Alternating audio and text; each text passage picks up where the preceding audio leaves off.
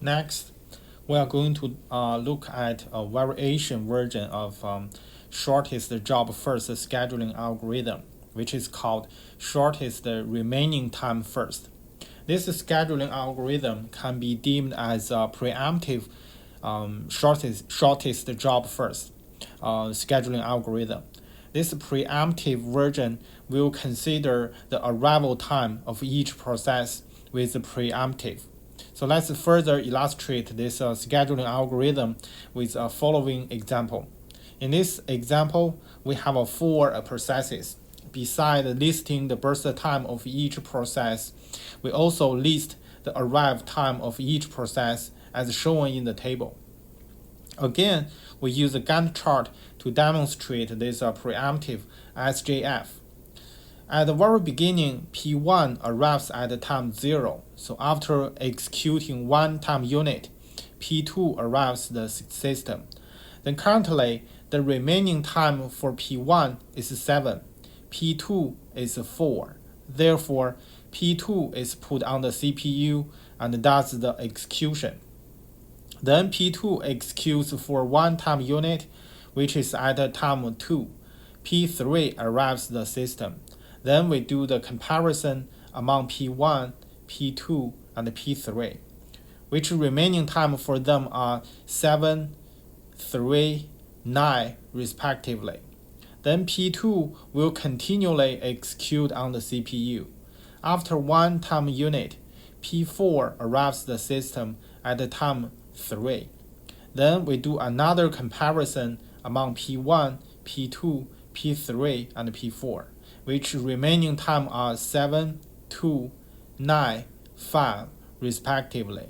So P2 still executes on the CPU until it finishes the execution at time 5. Then the comparison will be done among P1, P3, and P4 with the remaining time 7, 9, and 5. Then P4 has been put on the CPU until it finishes the calculation at time 10.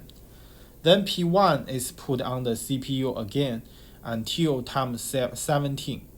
At last, P3 is put on the CPU to finish its execution at time 26. Then let's calculate the average waiting time for them. However, since this scheduling algorithm is complicated, so we cannot calculate the waiting time of each process. But remember that when we talk about the scheduling criteria, we have mentioned that if the execution time of a process is fixed, so we can calculate the waiting time by using turnaround time minus execution time. Then for P1, the turnaround time can be calculated by 17, which is the finish time, minus 0. It is 0 is the arriving time for P1. And after the calculation, we use a 17 minus 0, we get a 17. Then the waiting time of P1 will be 17 minus 8, which is the executing time. So finally, it will be equals to 9. For P2, we use 5 minus 1 and then minus 4 equals to 0. For P3, it's 26 minus 2 minus 9 equals to 15. And for P4, it's 10 minus 3 minus 5 equals to 2. Which means we just use the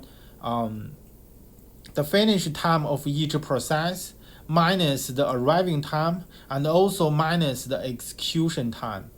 Then finally, the number will be the waiting time for each process. So finally, the average waiting time is 9 plus 0 plus 15 plus 2 divided by 4, which is equal to 6.5. So the average waiting time for this processes is 6.5.